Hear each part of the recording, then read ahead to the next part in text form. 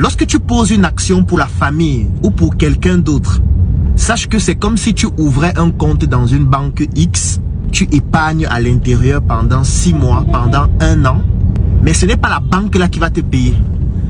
Ça veut dire que c'est une autre banque Y qui va te contacter un jour et te dire, voilà 50 000, voilà 100 000, voilà une opportunité, contacte tel. Parce que je sentais un peu que Barthélemy était un peu frustré d'être venu en retard. Et je lui ai fait comprendre que non, tu as aidé quelqu'un de la famille, ne t'inquiète pas.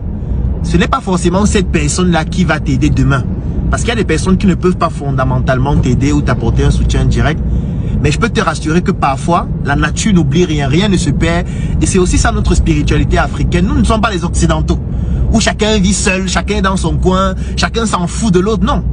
Chez nous, la famille, elle est sacrée. Donc, si tu peux apporter quelque chose à un membre de ta famille, bien sûr, sans te détruire toi-même, il ne faut pas que tu sois comme une bougie qui éclaire les autres et qui s'éteint. Tu dois être comme une ampoule, tu dois être comme des étoiles qui peuvent éclairer tout le monde. Mais il faut savoir qu'apporter un soutien à quelqu'un de sa famille ou n'importe quelle autre personne, ça apporte des bénédictions qui ne font pas forcément venir de cette personne. Parce que si tu attends que ça vienne de cette personne, tu risques d'être frustré parce que tu vas parler d'ingratitude et tout ce qui va dans ce sens. Non. Parfois, tu ne comprends pas qu'il y a certaines opportunités qui te tombent sur la tête. Tu ne sais pas d'où ça vient, mais en fait, c'est une compensation spirituelle d'un travail que tu as eu à faire à quelqu'un.